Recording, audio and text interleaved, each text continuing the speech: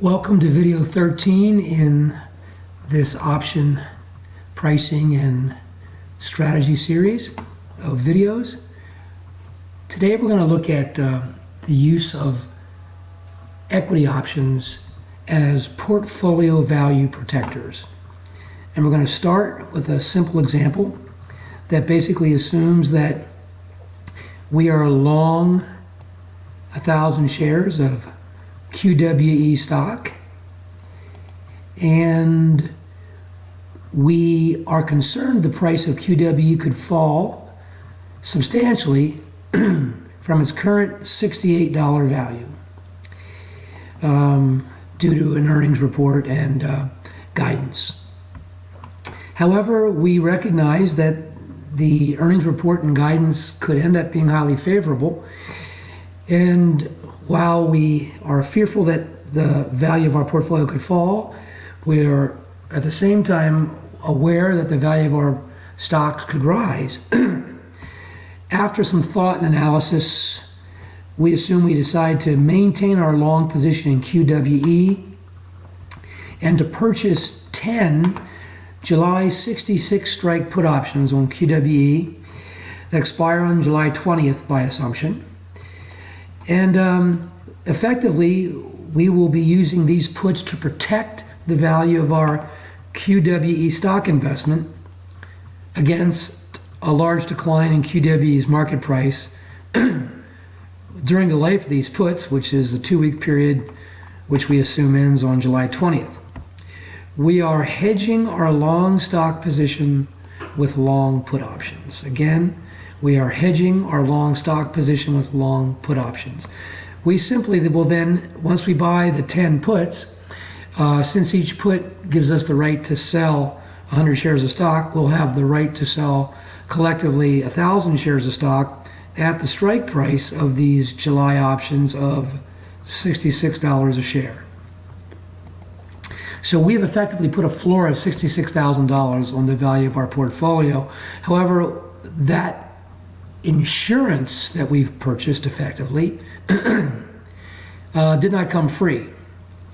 And here's where we see a nice analogy between car insurance and this type of insurance of a long stock position with long puts. The analogy is this: with a car insurance policy, you have a policy premium that you pay that provides you with various coverages, and you have a deductible. And your deductible is basically a loss that you consider to be acceptable in the event of an accident or some claim. And so the case with car insurance is that the bigger your deductible that you're willing to accept, the lower your policy premium. Well, the same applies with this example where we're using puts, long puts specifically, to protect the value of a long stock position. In the current example, we have decided to buy 10 66 strike puts, and we're going to focus on this portion of this table 8.1 here. This is from a book I wrote a while ago. So if we buy puts with a strike price of 66, we're going to assume that the puts cost $32 a contract. And since the stock price is currently at 68, the ability to be able to sell them at 66 means our acceptable loss per contract is $200. By the way, our acceptable loss per share is $2, and our total acceptable loss will be $2 per share times 1,000 shares, or $2,000. On a per contract basis, when I add the put price to the acceptable loss per contract, here I get 32 plus 200, or $232. And so if I end up having to exercise these puts because perhaps stock price plummets to, let's just say, $60 a share, I'm going to get $66,000 when I sell the 1,000 shares via exercise of my put. But then I have to recognize that the the insurance that I bought, the long puts, cost me a total of $320, $32 per contract times 10. And so the additional net cash in my account will be $65,680. So I'll lose the both the acceptable loss and the policy premium of $2,320, and my total loss divided by the $68,000 market price plus the cost of the puts here is negative 3.4%. Okay. Alternatively, I could have chosen a zero deductible policy where I had a zero acceptable loss. That would mean buying puts with a strike price of 68. The stock is currently priced at $68 a share. I'm buying the right to sell those shares at $68 each. Of course, that would be more expensive because the right to sell at a higher price in this case is more expensive than the right to sell at a lower price. 66 selling price guarantee, $32 is what the insurance cost. To be able to sell at 68, well, it cost $101 per contract. But here with the zero deductible, my acceptable loss, of course, is zero. And so zero plus the $101 per contract gives me $101 here. If I end up having to exercise these puts because stock price plummets, perhaps to 60, I'll get $68,000 from selling my stock, but I had to spend 10 times 101 or $1,010, and therefore the additional cash in my account will be $66,990. Total loss will be $1,010, the cost of the puts. There's no acceptable loss here. That is, it's a zero deductible circumstance. And my total loss as a percentage of $68,000 plus the cost of the puts is minus 1.46%. And this table 8.1 shows other scenarios that you can review. So we've seen that we can use put options, specifically long positions and puts, to hedge long stock positions. Now, another use of options as portfolio value protectors becomes apparent when we are short stock. So if someone has shorted shares of stock, they, of course, are at risk of stock price rising. Remember, if you're long stock, your downside risk is when stock price falls. If you short sell stock in the hopes the stock price will fall so that you can profit, your downside risk is associated with stock price rising. And in this example, we're going to assume that we expect the price of a stock called ZXC to fall from $32 to $25 per share within 5 months. Okay, so we can short sell 1,000 shares now and receive a credit of 32 times 1,000 or $32,000 on our account, and we will post margin as required on that. And in order to control our downside risk, again here, since we're short stock, our downside risk is associated with stock price rising. Let's assume that we buy 33 strike calls. Now, these 33 strike calls that we're taking a long position in will give us the right to pay $33 a share. Each option contract covers 100 shares, and since we have 1,000 shares, we'll need to buy 10 contracts.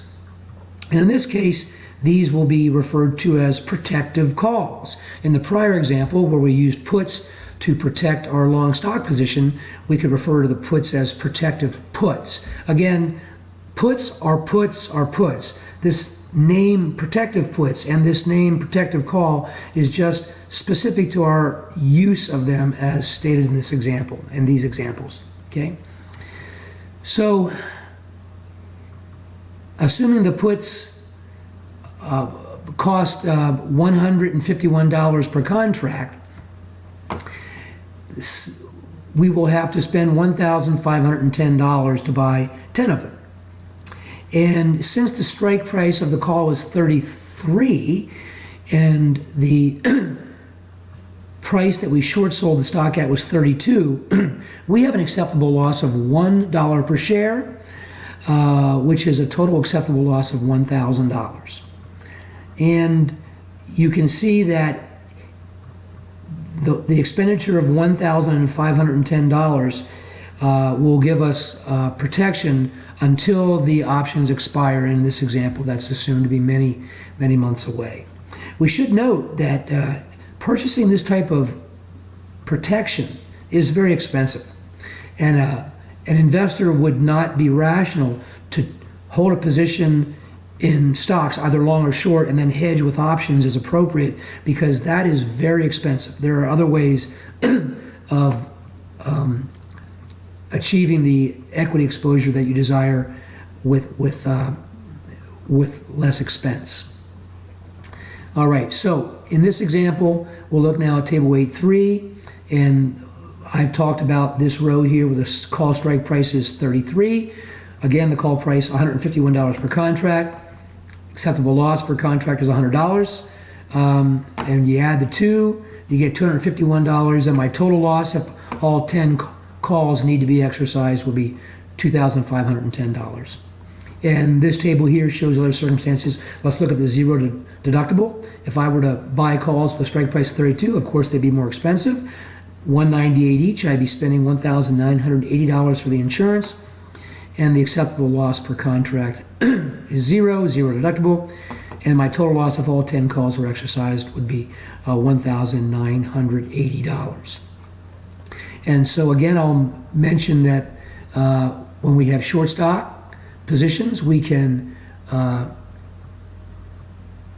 hedge those positions by buying long calls. And again, reviewing the prior illustration, when we have long stock positions, we can hedge that position by buying long puts. One more thing to note is that if we end up not needing our protection, for example, back when we were long the 1,000 shares of stock, which was currently priced at $68 a share, and we chose to purchase 10 66 strike put options, if we chose not if we chose, but rather if market conditions were such that we didn't have to exercise them, maybe stock price stayed the same or rose, then we look at it here in table 8.2 and we see something quite different. Of course, when you don't end up using insurance, you always wish that you'd bought the cheapest insurance. Of course, we don't make decisions knowing what the future is going to be like. We make decisions facing an uncertain future, and hence our comfort going forward with our decisions is what makes us do what we do. So in this example, we see that if we ended up not needing to use the puts, then obviously the idea is our total loss that we'd prefer would be as small as possible, just limiting our analysis to these potential put strike prices. 62 would be the best one, which would have come with a $6,000 acceptable loss, but would have been very cheap, $1 per contract, $10 for 10, and therefore if we didn't need them, our loss would only have been negative 0.01%, as opposed to losing negative 1.46% if we bought the zero deductible policy. And again, the main point of this is that we can use options to protect our portfolio values. If we're long stock, we can use long puts. And on the other hand, if we're short stock, we can use long calls. And that's the end of this. Thanks for watching.